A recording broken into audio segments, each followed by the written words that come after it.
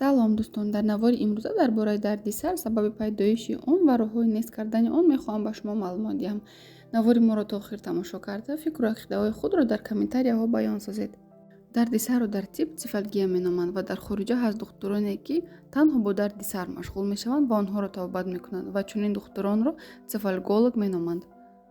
дарди сар ин беморӣ ба ҳисоб намеравад ва онро ба гурӯҳи бемориҳо дохил намекунанд, вале дарди сар нишонаи ягон бемории дигар шуда метавонад.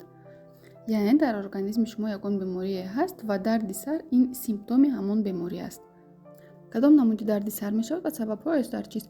аз ҳама бисёртар дарди сари шиддатнок ё ин ки головная боль напряжения дида мешавад. чунин дард дар шахсоне дида мешавад, ки онҳо дар ҳолати стресс, депрессия қарор доранд, зуд ба ҳаяҷон меоянд ё ин ки тез зиқ мешаванд.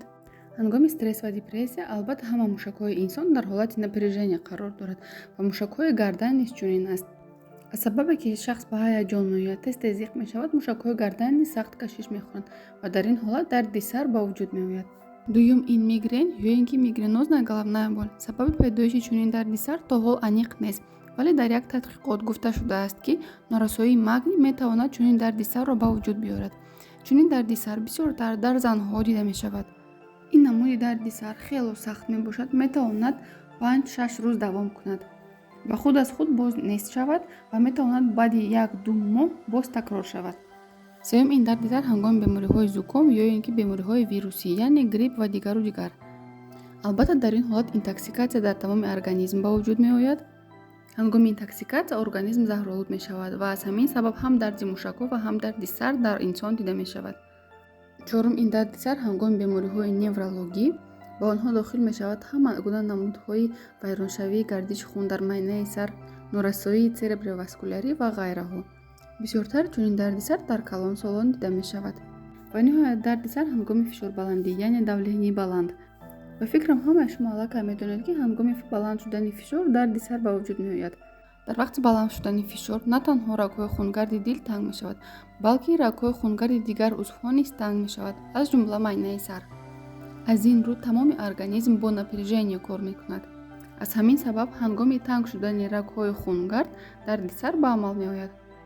вақте ки дарди сар аз ду тараф аст, яъне область висков, ин нишонаи он аст, ки фишори шумо паст шудааст ё ин ки дар организми шумо ягон хел интоксикатсия рафта истодааст.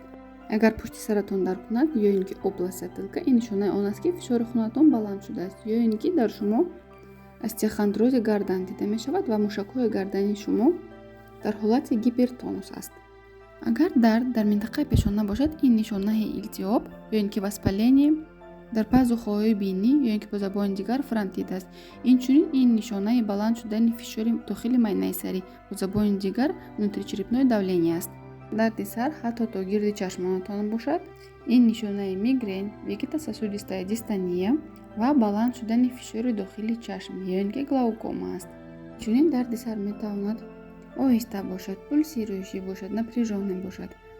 метавонад сабаби ягон беморӣ набошад, вале метавонад сабаби бемориҳое бошад, ки табобаташ хеле душвор аст. аз ин рӯ агар дар шахсе ки дарди сар дида мешавад, хусусан дар ҷавонон, хубтараш зудтар ба духтур муроҷиат кунанд, сабаби онро аниқ кунанд.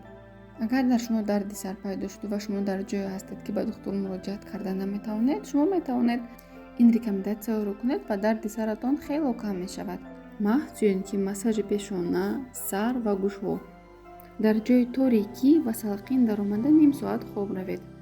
дастурӯятонро бо оби хунук шӯед ва дар муддати 3-4 соат аз истифодаи телефони мобилӣ даст кашед. ин манипулятсия танҳо барои сабук кардани дарди сар тавсия дода мешавад. барои табобат албатта бо тавсияи духтур дору истеъмол кардан дар кор.